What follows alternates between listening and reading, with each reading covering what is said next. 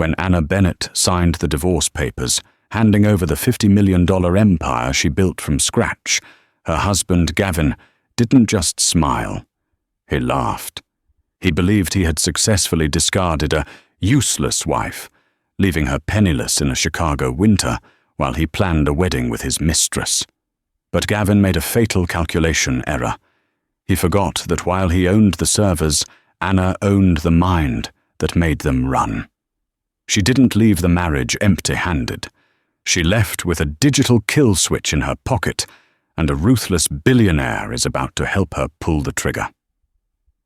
The silence in the conference room on the 42nd floor of the Sterling and Campbell building was suffocating. Outside the floor-to-ceiling windows, the Chicago skyline was grey and weeping rain, mirroring the mood of the woman sitting at the mahogany table. Anna Bennett sat with her hands folded in her lap. Her knuckles were white. Across from her sat Gavin Sterling, the man she had loved for 12 years, the man she had scraped by with in a studio apartment while they built a tech logistics empire from nothing. Now he looked at her, not with love, but with the cold calculation of a man closing a business deal. Next to Gavin sat Tiffany Clark. She was 24, a former marketing intern at the firm, and she was currently scrolling through Instagram on her phone, bored. Her diamond engagement ring, a 3-carat oval cut that was significantly larger than the one Anna still wore, clinked against the glass of her sparkling water. "Let's review the terms one last time," Gavin's lawyer, a shark named Arthur Henderson, said, smoothing out his silk tie. "Mrs. Sterling agrees to waive all rights to the Sterling Logistics shares, the Lake Forest estate, and the Aspen vacation home. In exchange, she receives a lump sum settlement of $50,000 and retains ownership of her 2018 Honda Accord and personal effects." Arthur paused, looking over his spectacles at Anna. "Is that correct?" Anna's own lawyer, a kind but overwhelmed public defender named Sarah Jenkins, whom Anna had hired because her accounts had been frozen for weeks, looked nervous. "Anna," Sarah whispered, leaning in, "this is insane. You built the proprietary algorithm that runs his fleet. You are entitled to half. We can fight this." Anna looked up. Her eyes met Gavin's. He was smirking. It was a subtle look, one that said, "Go ahead. Fight me. I'll drag this out until you starve." Gavin leaned forward, his voice dripping with faux concern. "Anna, babe, be reasonable. The company is in debt. Heavy debt. If you take shares, you take the liability. I'm doing you a favor here. Take the 50 grand. Start over. Maybe open that little bakery you always talked about." Tiffany giggled, covering her mouth. "Yeah, Anna. You'd look so cute in an apron." Anna didn't blink. She knew Gavin was lying about the debt. The Q3 reports were hidden, but she knew the projections. Sterling Logistics was about to land a contract with the government worth hundreds of millions. But she also knew Gavin. He had hidden the assets offshore. Fighting him would take years and money she didn't have. He had isolated her from their friends, drained their joint accounts, and blackened her name in the industry as unstable. She was tired, bone tired. "Give me the pen," Anna said softly. "Anna, no," her lawyer hissed. Anna took the heavy Mont Blanc pen from the table. She looked at the paper. Termination of marriage. Asset waiver. She signed her name. Anna Bennett. She dropped the sterling immediately. Gavin let out a breath he seemed to have been holding. He snatched the papers up before the ink was even dry, handing them to Arthur. Done. Finally. He stood up, buttoning his bespoke Tom Ford suit jacket. "You have until 5 p.m. to vacate the house. Tiffany and I are having the decorators come in tomorrow. We're going for a more modern look." "I'm already packed," Anna said, her voice steady. She stood up. She was wearing a simple beige trench coat and worn boots. She looked small against the grandeur of the boardroom. "Good," Gavin said. He walked around the table and stopped just inches from her. He leaned in, lowering his voice so only she could hear. "You were always a good worker bee, Anna. But you lacked vision. You lacked the killer instinct. That's why you're walking out of here with nothing. Because you're weak." Anna looked him in the eye. For the first time in months, the fog in her eyes cleared, replaced by something sharp. Something cold. "I'm not walking out with nothing, Gavin," she said quietly. Gavin laughed, a harsh, barking sound. "Right, the Honda. Don't crash it on the way out." He grabbed Tiffany's hand and marched out of the room, high-fiving his lawyer on the way. Anna stood alone in the conference room for a moment. She looked out at the rain. She reached into her purse and pulled out a small, black USB drive. It was old, scuffed, and attached to a faded keychain of a cartoon cat. She hadn't lied. She wasn't walking out with nothing. Years ago, when she wrote the core code for the logistics algorithm, the Sterling brain, as the press called it, she had embedded a failsafe. It wasn't a virus. It wasn't a bomb. It was a dependency. The entire system, the complex routing that saved the company millions in fuel and time, relied on a specific encryption key to update. Without that key, the system would continue to run. For a while. But it could never scale. It could never integrate with new systems. And it certainly couldn't handle the massive data load of a government contract. Gavin thought he owned the code because he owned the servers. But Anna owned the key. And she had just walked out the door with it in her pocket. "Are you okay?" her lawyer asked, packing her briefcase sadly. Anna turned. A small, sad smile played on her lips. "I'm better than okay, Sarah. I'm free." 6 months later, the smell of stale coffee and industrial cleaner hung heavy in the air of the call center. "Thank you for calling Z-Tech support. This is Anna. How can I help you today?" Anna adjusted her headset, her eyes glazing over as the man on the other end of the line screamed about his printer not connecting to the Wi-Fi. "Sir, have you tried turning it off and on again?" she asked, the rote phrase tasting like ash in her mouth. This was her life now. She lived in a cramped, drafty apartment in a rougher part of Chicago.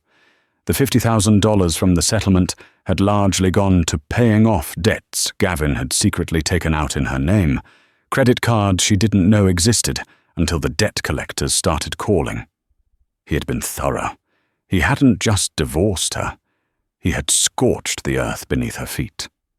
She checked the clock on her screen. 4:55 p.m., 5 minutes until freedom.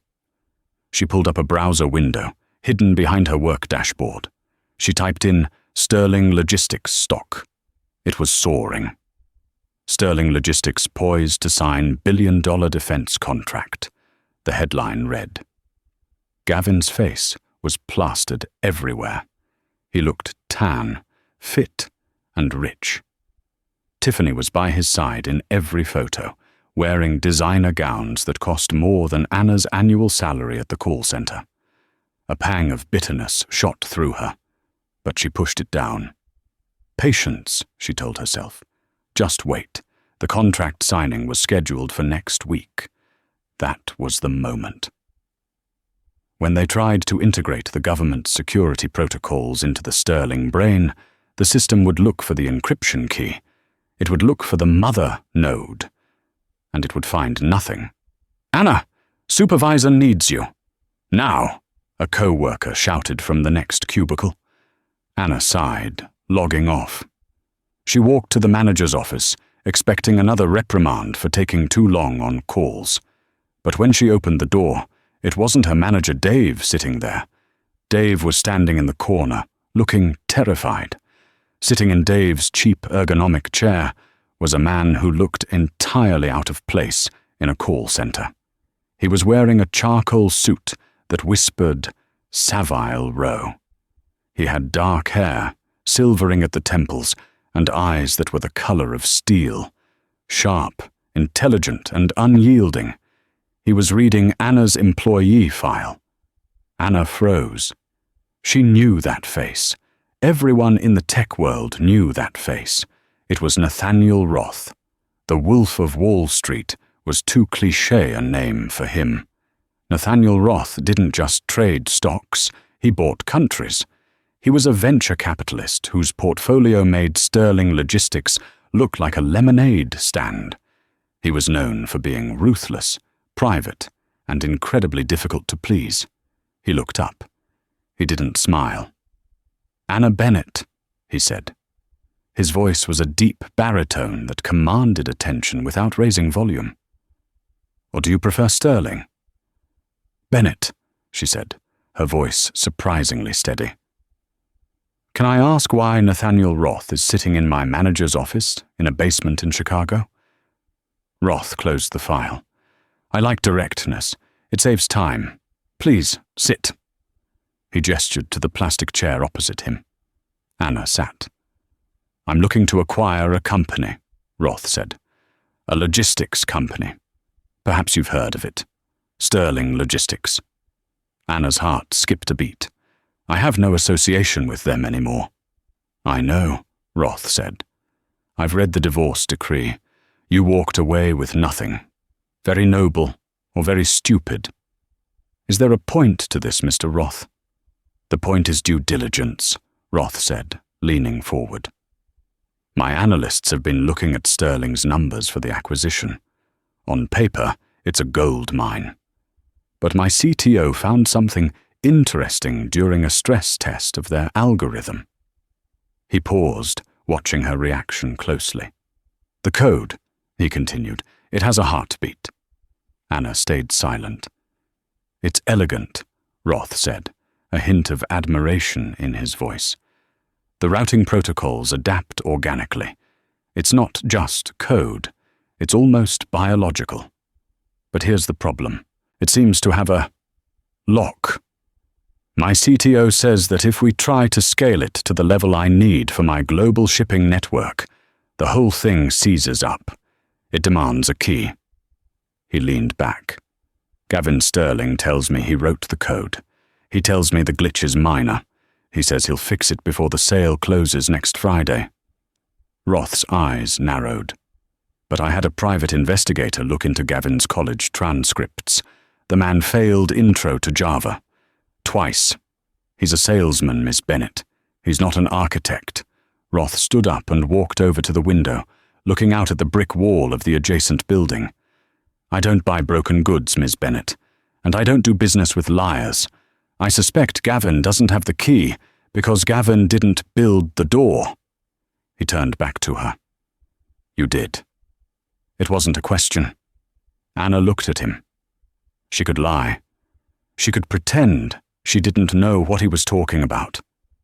But she was tired of the call center. She was tired of eating ramen. And she was tired of Gavin winning. "If I did," Anna said carefully, "what would that mean to you?" "It means," Roth said, walking over and placing a business card on the desk, "that I'm talking to the wrong person about the acquisition. If you hold the key, you hold the value. Without that key, Sterling Logistics is just a fleet of trucks and a warehouse of debt." He looked at her, his expression intense. "I have a proposition. Gavin is selling the company to me for $200 million. He thinks the deal is done, but I haven't signed yet. I want you to come with me to the final due diligence meeting," Roth said. "I want you to sit at the table, and when Gavin tries to explain away the glitch, I want you to fix it." "Why would I do that?" Anna asked. "Why would I help him sell the company?" "You wouldn't be helping him," Roth said, a ghost of a smile touching his lips. "Because before you fix it, I'm going to buy the key from you. Not from him. From you?" "And how much is the key worth?" Anna asked, her breath catching. "The code is the company, Anna. The trucks are depreciating assets. The real estate is mortgaged. The value is the algorithm. Roth checked his watch, a platinum Patek Philippe. I'll pay you $50 million for the key, and I'll give you a seat on the board of my new logistics division. The room spun. 50 million. It was exactly the number Gavin had been worth when she left. But there's a catch, Roth added. There always is, Anna whispered. You have to be the one to tell him, Roth said, his eyes hard. I want to see his face when he realizes that the empty-handed ex-wife is the one signing the check. Anna looked at the business card. It was heavy, black cardstock with gold embossing. She thought of Gavin's laugh. She thought of Tiffany's ring. She thought of the termination of marriage papers. She looked up at Nathaniel Roth. When do we start? The ride in Nathaniel Roth's Maybach was silent, insulated from the chaotic noise of Chicago traffic by layers of reinforced glass and German engineering. Anna sat on the cocoa-colored leather, her hands resting on her knees. She was still wearing her call center uniform, a cheap, synthetic blue polo shirt that smelled faintly of the break room microwave. Across from her, Roth typed on a tablet, the blue light illuminating the sharp angles of his face. He didn't speak to her for the first 20 minutes.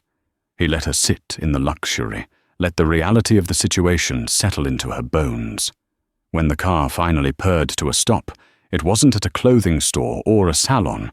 It was at the base of the breathless glass needle that was the Roth Enterprises headquarters. We have work to do, Roth said, sliding the tablet into his briefcase. You don't walk into a room with Gavin Sterling looking like a victim. But I'm not interested in dressing you up like a doll, Miss Bennett. If you want to destroy him, you need to remember who you were before you became his wife. They took a private elevator to the penthouse suite.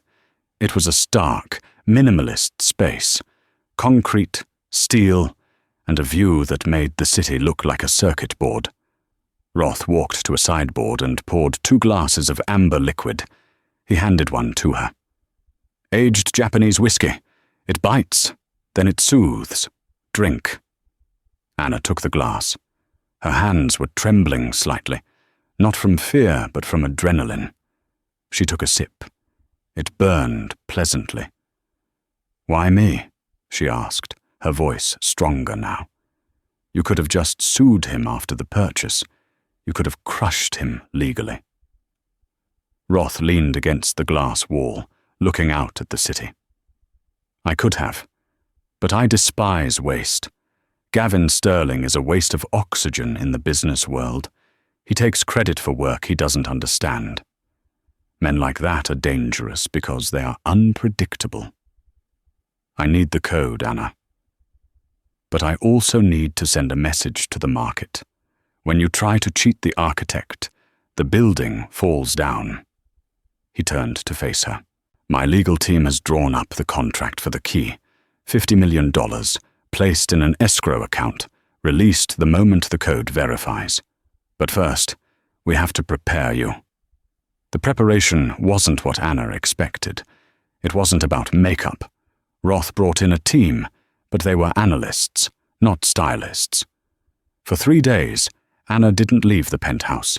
She sat with Roth and his CIO, dissecting Sterling Logistics' current position. She learned things about her own former company that even she hadn't known. Gavin had leveraged the company to the hilt to pay for his lifestyle. He was bleeding cash. The government contract wasn't just a win for him. It was a life raft. Without it, he would drown within 90 days. He's desperate, Anna noted on the second night, looking at a spreadsheet of offshore transfers. He's moving money he doesn't have. Desperation makes people blind, Roth said. He was sitting opposite her, watching her work. He had seen the change happen in real time. The timid call center worker was shedding her skin. The woman sitting before him now was sharp, analytical, and cold. She was the woman who had written the code. On the morning of the 4th day, the day of the meeting, The stylists finally arrived.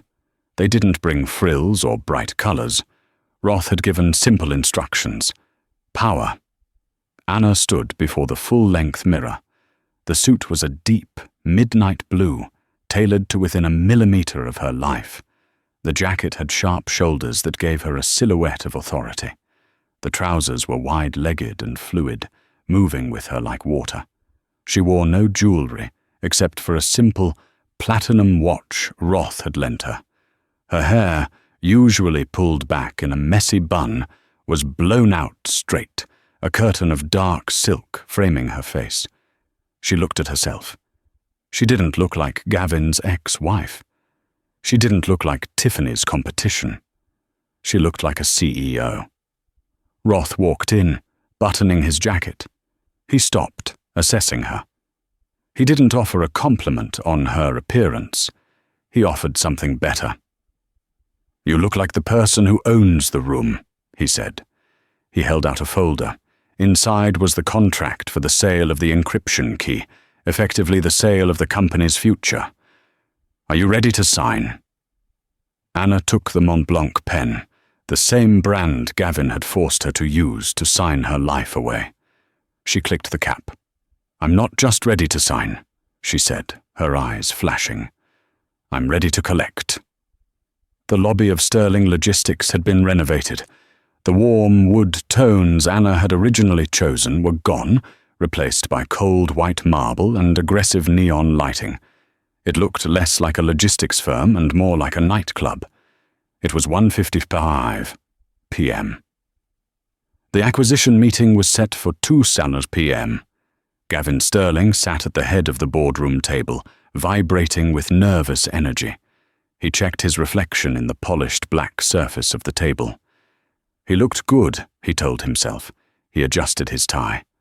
"Stop fidgeting, babe," Tiffany said. She was sitting in the corner, technically not part of the meeting, but she had insisted on being there to witness history. She was scrolling through wedding venues on her iPad. "You're selling the company for $200 million. You should be popping champagne, not sweating." "I'm not sweating," Gavin snapped, then softened his tone. "It's just Roth. The guy is a machine. He eats people like me for breakfast. I just want the ink on the paper." Arthur Henderson, his lawyer, patted Gavin's shoulder. "The papers are standard. We've buried the debt in the subsidiary reports. If Roth's team didn't catch it in the preliminary audit, that's their problem. Once he signs, the liability is his. You're in the clear, Gavin." "And the glitch?" Gavin whispered, leaning in. "The update error?" "We stalled them," Arthur whispered back. "We told them it requires a server reset, which can only happen post-acquisition due to security clearance. By the time they realize the code is locked, you'll be on a beach in the Maldives." The elevator dinged down the hall. "It's showtime," Gavin said, standing up and buttoning his jacket. He put on his best winning smile, the smile that had charmed investors and seduced Anna all those years ago. The double doors to the boardroom opened. Nathaniel Roth entered first. The temperature in the room seemed to drop 10 degrees. He moved with a predator's grace, ignoring Gavin's outstretched hand, and walking straight to the chair at the opposite end of the table. Behind him walked 4 lawyers in grey suits, carrying thick briefcases. "Mr. Roth," Gavin said, his hand left hanging in the air. He retracted it awkwardly. "Welcome. We're all very excited to finalize this." "Sit down, Sterling," Roth said, his voice bored. Gavin sat, his smile faltering slightly. "Right. Well, as we discussed, the terms remain." "I've brought an external consultant," Roth interrupted, checking his watch. "To verify the final technical assets. I assume you have no objection to a final stress test of the algorithm before I transfer $200 million? Gavin stiffened. "A stress test? Now." "Nathaniel, surely that's unnecessary. The code is proprietary.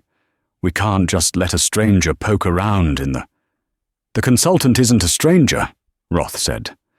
He looked toward the open doors. Anna walked in. The silence that fell over the room was absolute. It was heavy, physical, and suffocating. She didn't look at Gavin immediately. She walked to the chair at Roth's right hand. She placed her leather portfolio on the table with a deliberate, soft thud.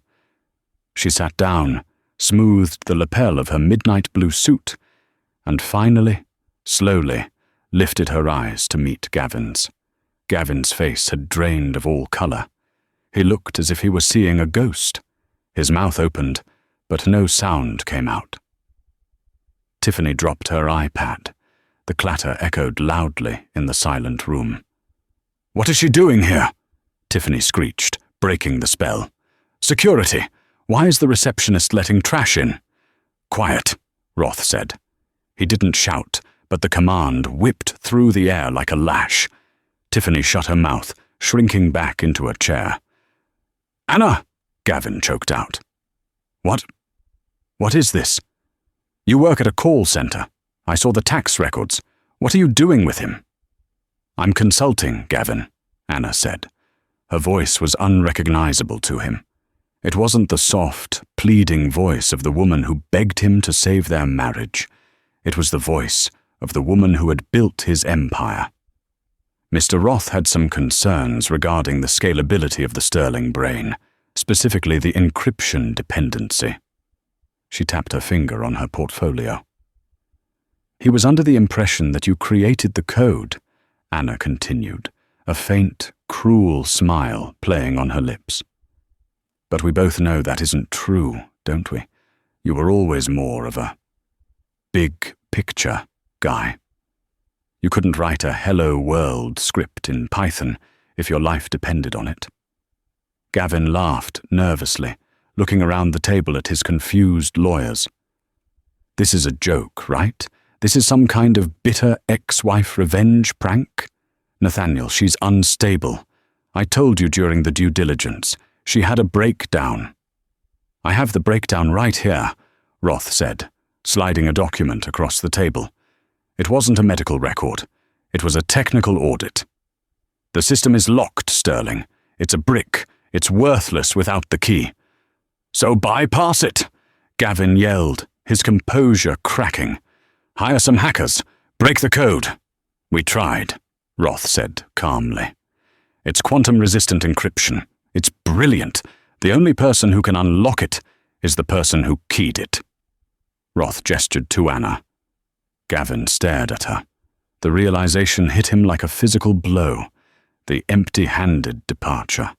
The waiver of assets. She hadn't fought for the house or the money because she knew. She knew the company was a hollow shell without her. "You," Gavin pointed a shaking finger at her. "You sabotaged me. This is corporate sabotage. I'll sue you. I'll send you to jail." "Sabotage?" Anna asked coolly. "I simply secured my intellectual property. The code requires a periodic authentication from the creator to ensure it hasn't been tampered with. It's a security feature, Gavin. You sold the government a secure system. I made sure it was secure, even from you." She leaned forward. "And as for suing me? You signed the divorce decree. You explicitly stated that I waived rights to all current company assets. But the key isn't a company asset. It was never on your servers. It was never in your repositories. It lives in my head and on a drive that has never touched your network. It's personal property, which, per our agreement, I retain 100% ownership of." Arthur Henderson, Gavin's lawyer, took off his glasses and rubbed his temples. He knew they were beaten. He began to pack his briefcase. "Arthur," Gavin screamed, "do something." "She's right, Gavin," Arthur muttered. "If the key isn't listed in the IP registry, and it isn't, because you were too arrogant to audit the code properly, then she owns it." Gavin looked back at Roth, desperation clawing at his throat. Okay, fine. So we pay her. How much? 50,000? 100? He looked at Anna with a sneer. "That's a lot of money for you, Anna. You can buy a whole new wardrobe." Roth laughed. It was a dry, humourless sound. "We aren't here to negotiate a consulting fee, Sterling," Roth said. "I am no longer buying your company." "What?" Gavin stood up, knocking his chair over. "You can't withdraw. We have a letter of intent." "Based on fraudulent representation of assets," Roth countered smoothly. "The company is worthless. I'm not buying Sterling Logistics." Roth turned to Anna. "I am buying the key," Roth announced. "And with that key, I will build my own logistics infrastructure. I'll hire your staff, the ones you haven't fired yet.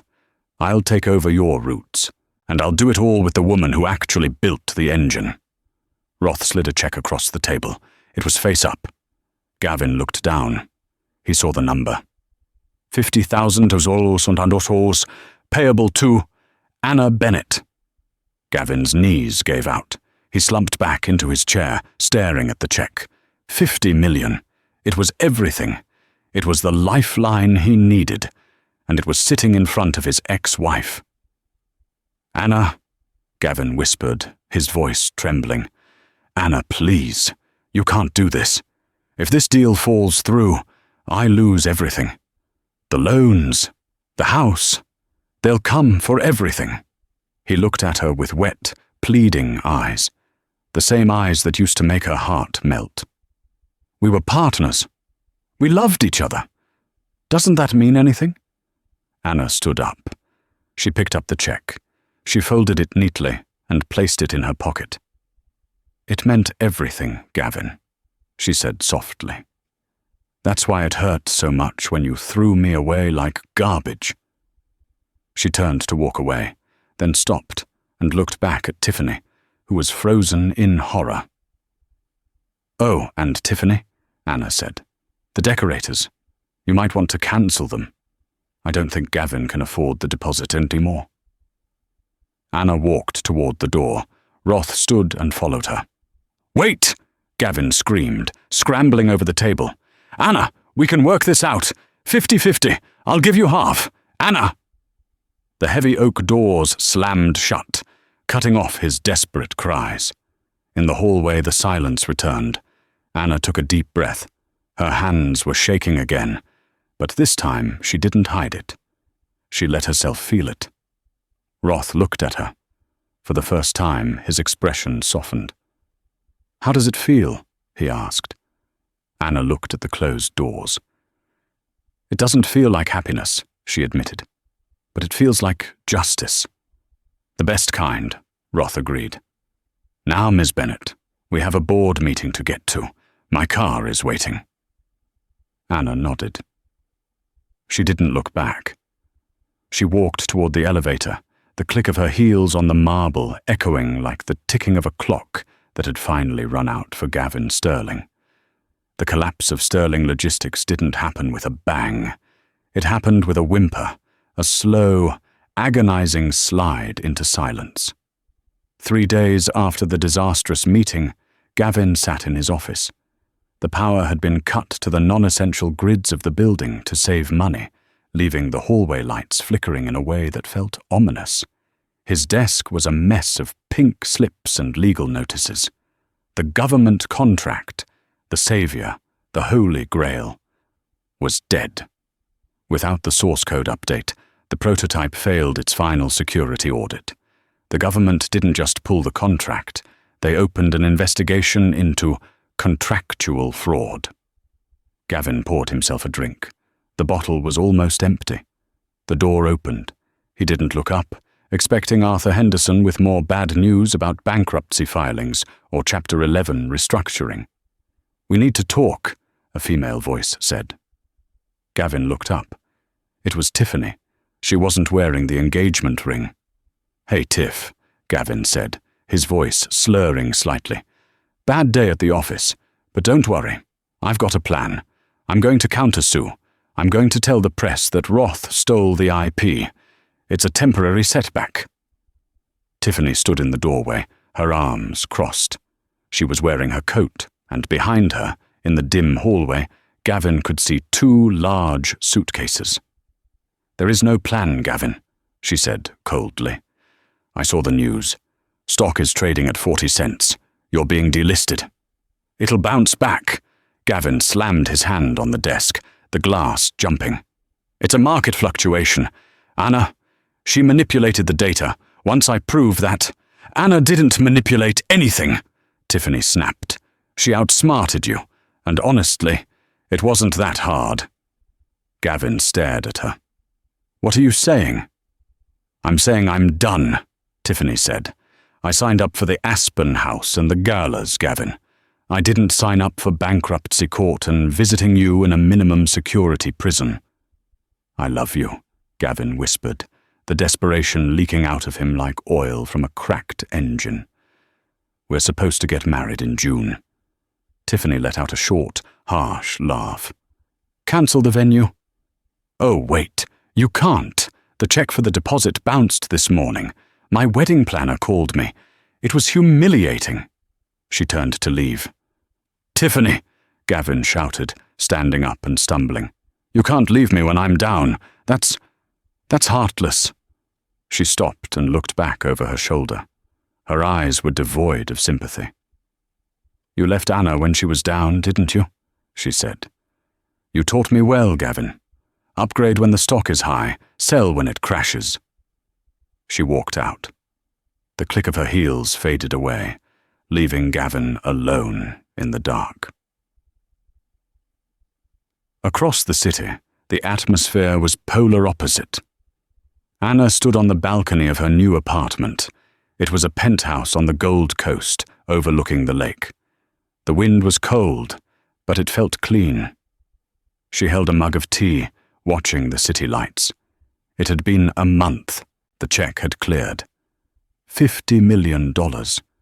She had expected to feel ecstatic. Instead, she felt a strange, hollow vertigo. She wasn't used to the silence. For years, her mind had been filled with the noise of survival, calculating grocery bills, worrying about Gavin's moods, stressing over deadlines. Now the noise was gone. "You're brooding," a deep voice said from the living room. Anna turned. Nathaniel Roth was sitting on her white sofa, reviewing a stack of blueprints. He had let himself in. They had been working late on the integration of her code into his global fleet. "I'm not brooding," Anna said, stepping inside and sliding the glass door shut. "I'm adjusting." "It's called the bends," Roth said without looking up. "Divers get it when they come up too fast. You went from negative net worth to ultra-high net worth in an afternoon. It messes with the equilibrium." He dropped the blueprints on the coffee table. "The new logistics hub in Singapore is ready for your code deployment," he said. "I need you to fly out there on Tuesday." Anna froze. "Me? You have a team for that. I'm just the architect." Roth stood up and walked over to her. He was imposing, always dressed in those impeccable dark suits, always radiating an intensity that made it hard to look him in the eye. "You are not just the architect, Anna. You are the partner. You own a seat on the board." "I'm an imposter," Anna blurted out. The fear she had been hiding finally surfaced. Gavin was the face. He knew how to talk to people. He knew how to sell. "I sat in a dark room and wrote lines of text. I can't command a room in Singapore. I can't be you." Roth studied her for a long moment. His expression was unreadable. "Do you know why I bought the key from you?" he asked quietly. "Because it was valuable." "No, I could have paid hackers to crack it eventually. It would have taken a year, but I could have done it." He took a step closer. "I bought it because of how you walked into that boardroom. You were terrified. I saw your hands shaking, but you did it anyway. Gavin had the charm, yes. But charm is cheap. Resilience? That is rare." He reached out and adjusted the collar of her silk blouse, a gesture that was surprisingly intimate, yet professional. "Gavin is going to come for you. Roth said, his voice dropping an octave. He has lost everything. A man with nothing to lose is the most dangerous creature on earth. He won't attack you with lawyers anymore. He can't afford them. He will attack your character. He will try to make you small, so he can feel big again. Roth's steel-grey eyes locked onto hers. If you want to survive what comes next, you have to stop thinking of yourself as the victim who got lucky. You have to start thinking of yourself as the predator. Anna swallowed hard. How do I do that? By going to Singapore, Roth said, turning back to the table. And by crushing the integration. Work is the best shield. Anna looked at the blueprints. She thought of Gavin alone in the dark. She thought of the fear that had ruled her life for a decade. Okay, she whispered. I'll go. 2 months later. Anna stepped out of the black SUV in front of the Roth Enterprises building. She was tired. The Singapore trip had been a grueling success. She had worked 20-hour days, rewriting protocols on the fly, earning the grudging respect of the engineering team. She felt stronger. She walked with her head high. But as her foot touched the pavement, a wall of flashbulbs blinded her. Anna! Anna! Is it true you embezzled the code? Ms. Bennett, did you sleep with Nathaniel Roth to get the settlement? Comment on Gavin Sterling's suicide attempt. The questions hit her like physical blows. Security guards immediately surrounded her, pushing back the mob of paparazzi. But the damage was done. The shouting was deafening. Suicide attempt? Anna felt the blood drain from her face. She was ushered into the lobby, the heavy glass doors cutting off the noise, but the ringing in her ears remained. Roth was waiting for her by the elevators. His face was thunderous. Don't look at them, he commanded. Upstairs. Now. In the safety of the penthouse office, Roth turned on the large wall of monitors. It was everywhere. CNN, Fox, Twitter. Gavin Sterling hadn't actually attempted suicide. It was a PR stunt. He had checked himself into a luxury wellness facility for exhaustion and mental anguish caused by betrayal. But before he checked in, he had given an exclusive, tearful interview to a tabloid journalist known for destroying reputations. On the screen, Gavin looked pale, broken, and sympathetic. He was wearing a simple sweater, sitting in a garden. I built that company for her, TV Gavin said, wiping a tear. I worked myself to the bone. And she was having an affair. I didn't want to believe it. But when she walked in with Roth, I knew. They planned it. She stole my life's work, my code, and handed it to her lover. I'm not angry. I'm just heartbroken. The interviewer nodded sympathetically. And she left you with nothing? Even after you supported her for years? Nothing, Gavin sobbed. I'm sleeping on my brother's couch. She lives in a penthouse. Anna stared at the screen, her hands clenched into fists. It's a lie. Every word is a lie. He supported me. I paid the rent for 5 years while he played CEO. I wrote the code. It doesn't matter what is true, Roth said, his voice cold. It matters what is believed. The narrative has shifted. You aren't the genius architect anymore, Anna. You're the gold digger, the Black Widow. He tossed a newspaper onto the table. The headline read, The $50 Million Mistress. He's playing the victim card perfectly, Roth analyzed, pacing the room.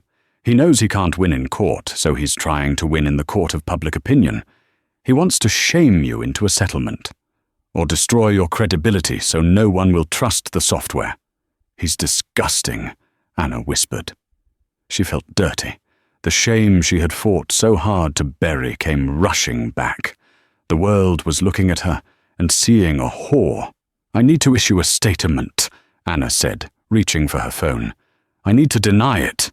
No, Roth snatched the phone from her hand. "If you deny it, you validate it. You get down in the mud with him. And Gavin Sterling loves the mud. So I just let him destroy my name?" Anna shouted. Tears stung her eyes. "I worked so hard, Nathaniel. I built this. Then defend it like a CEO, not like an ex-wife," Roth shouted back. The room fell silent. Roth took a breath, composing himself. "There is a tech summit in San Francisco next week. Innovators of Tomorrow. You are the keynote speaker." Anna shook her head. "I can't, not now. They'll boo me off the stage." "They might," Roth admitted. "But if you hide, you prove him right. If you cancel, you admit guilt." He walked over to the window. "Gavin is banking on your fear. He remembers the Anna who was afraid to speak up. He remembers the Anna who signed the papers to keep the peace. He doesn't know the Anna who fixed the Singapore node in 3 hours." Roth turned back to her. "He wants a war of words. We are going to give him a war of evidence." "What do you mean?" Anna asked. "My team has been digging," Roth said darkly. "We didn't just look at the financials during the acquisition. We looked at the server logs, the metadata." He pulled a small hard drive from his pocket. "We found something. It's not just that Gavin didn't write the code. It's that he was using your logistics network for something else, something off the books, something illegal." Anna's eyes went wide. "What?" "Smuggling," Roth said. "High-end electronics, avoiding tariffs, moving goods through the cracks in the government supply chain. That's why he was so desperate for the government contract. He needed the clearance to expand his operation." Anna felt sick. "He was using my algorithm, my brain, to commit crimes?" "He was using you as a mule, Anna. And if the government finds out, they won't just look at him, they'll look at the architect of the system." Roth placed the drive in her hand. "This is the nuclear option. If we release this, Sterling Logistics is buried forever. Gavin goes to federal prison for 20 years. But," he paused. "But what?" "But it will drag you into a federal investigation. You'll be questioned. Your code will be dissected by the NSA. It will be messy. It will be dangerous." Roth looked at her. "The easy way out is to pay him off. Give him $5 million to shut up. He'll go away. Or, Roth smiled, a terrifying shark-like smile. "You go to the summit. You walk onto that stage, and you burn him to the ground." Anna looked at the hard drive. She felt the weight of it. She thought of Gavin's tearful face on the TV screen. "I built that company for her." She looked up at Roth. The fear was gone, replaced by a cold, hard rage. "Book the jet," Anna said. "We're going to San Francisco." The auditorium at the Moscone Center in San Francisco was packed to capacity. 3,000 of the tech world's elite sat in the darkened rows, their faces illuminated by the glow of tablets and smartphones. But the atmosphere wasn't celebratory. It was predatory. They were there to see Anna Bennett, the woman the tabloids were calling the Black Widow of logistics. Backstage, Anna stood in the wings. She could hear the low hum of the crowd. It sounded like a hive of angry bees. "They're waiting for you to fail," Nathaniel Roth said. He was leaning against a flight case, checking his phone. "Gavin is in the audience, 3rd row. He bought a ticket just to watch you choke." Anna smoothed the front of her white suit. She had chosen white deliberately. It wasn't the color of surrender. It was the color of a blank page, a new beginning. "Let him watch," Anna said, her voice steady. She touched the pocket where the hard drive sat. "Is the federal marshal in position?" "He is," Roth confirmed. He looked at her, a rare flicker of pride in his eyes. "Go break the world, Anna." The announcer's voice boomed over the speakers.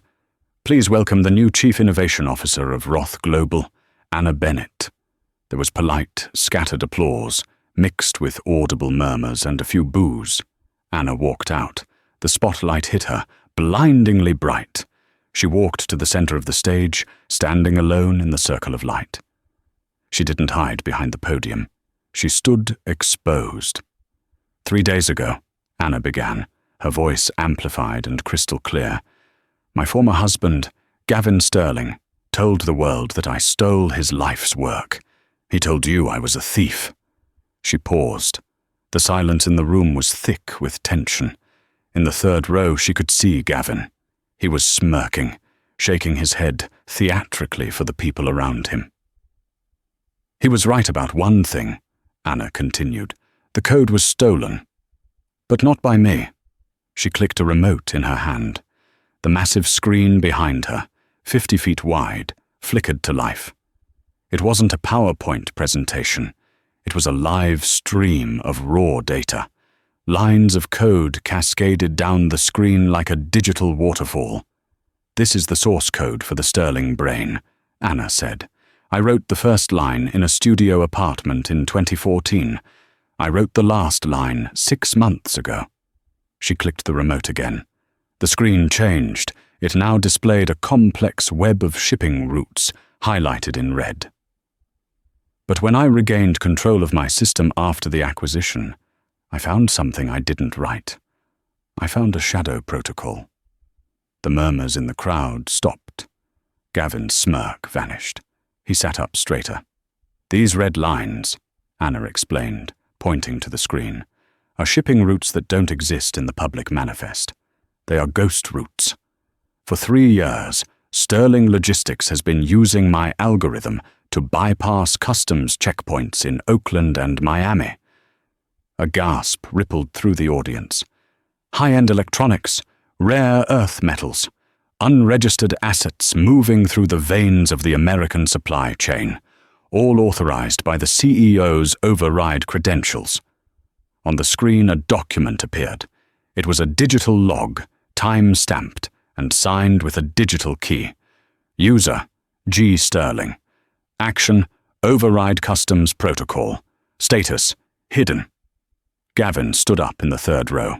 That's a lie, he screamed, his voice cracking. She faked it. Turn it off. The spotlight swung from Anna to Gavin. He looked wild, sweating under the sudden glare. Anna didn't flinch. She looked down at him from the stage, like a judge looking at the accused. The metadata doesn't lie, Gavin, and neither does the Department of Justice. On cue, the side doors of the auditorium burst open. 4 men in windbreakers emblazoned with FBI moved quickly down the aisle. The room erupted into chaos. Phones were raised, recording everything. The tech elite, usually so composed, were standing on their chairs to get a better view. Gavin tried to run toward the aisle, but he was blocked. The agents surrounded him. As they placed the handcuffs on his wrists, he looked up at the stage one last time. He didn't see the timid wife he had bullied. He didn't see the woman he had left with nothing. He saw a titan. Anna watched them drag him away. She felt a strange sensation in her chest. It wasn't joy. It was the heavy, settling weight of finality. She turned back to the microphone. The room quieted down instantly, hungry for her next word. Integrity, Anna said softly, is the only currency that matters. You can steal code, you can steal money, but you cannot steal the truth. She looked out at the sea of faces. My name is Anna Bennett. I am the architect, and I am just getting started. She dropped the mic. It hit the floor with a thud that echoed like a gavel strike. Anna turned and walked off the stage. Backstage, Roth was waiting. He held out a glass of champagne. You missed the part about the Q4 projections, he teased, though his smile was genuine. I think they got the message, Anna said, taking the glass. They did, Roth agreed. He clinked his glass against hers. To the future? Anna looked at the monitor, where the news was already breaking. CEO arrested at summit. Ex-wife exposes smuggling ring. She took a sip. No, Anna said, smiling for the first time in a long time. To the present, I like it here. Anna Bennett didn't just walk away from her marriage, she ascended from it. The $50 million she received was merely seed money for what came next. Under her leadership, the new logistics division of Roth Global revolutionized the industry, operating with a transparency that restored public trust. Gavin Sterling was sentenced to 15 years in federal prison for wire fraud and smuggling. Tiffany left him before the trial began, selling her story to a tabloid for a fraction of the wedding cost. Anna never remarried, though she and Nathaniel Roth became the most formidable partnership in the business world, a relationship defined not by dependency, but by mutual power. She kept the Honda Accord for years, parking it next to her Maybach in the garage of her penthouse. It served as a daily reminder. The person who holds the keys is the one who drives the car. And Anna Bennett would never be a passenger in her own life again. And that is the incredible story of Anna Bennett, the woman who turned a divorce settlement into a dynasty. It just goes to show that the most dangerous person in the room isn't the one shouting. It's the one who knows the secrets. If you enjoyed this story of justice and redemption, please smash that like button. It really helps the channel grow. And I want to hear from you in the comments. If you were Anna, would you have taken the $50 million and disappeared, or would you have stayed to expose Gavin publicly? Let me know your thoughts down below. Don't forget to subscribe and hit the notification bell so you never miss a new story. We drop new dramas every week. Thanks for listening, and I'll see you in the next video.